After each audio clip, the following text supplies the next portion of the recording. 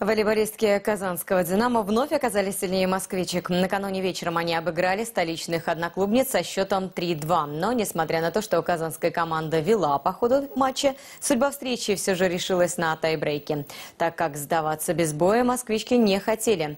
На матч поболеть за казанскую команду и, в частности, за свою невестку Екатерину Гамову приехала и режиссер Светлана Дружинина.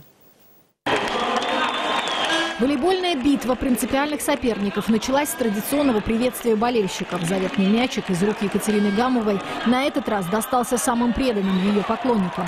Светлана Дружинина и Анатолий Мукасей прибыли в Казань специально, чтобы поддержать любимую невестку.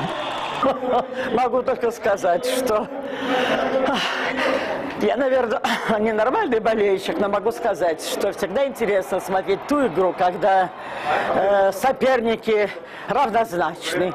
«Динамо» Москва сильная команда, очень сильная, но я вижу Казань, «Динамо» все-таки лучше. Точные атаки, скидки и участие в результативных блоках. Фирменные приемы Екатерины Гамовой сделали свое дело. Да так, что у москвичек попросту опустились руки. Результат первой схватки – 10-2. Но москвички не сдавались. И на подачах Юлии Морозовой сократили разрыв до минимума. И во второй партии борьба велась на равных. Однако в финале фортуна больше благоволила казаночкам. И в укороченном сете они буквально вырвали победу у соперниц.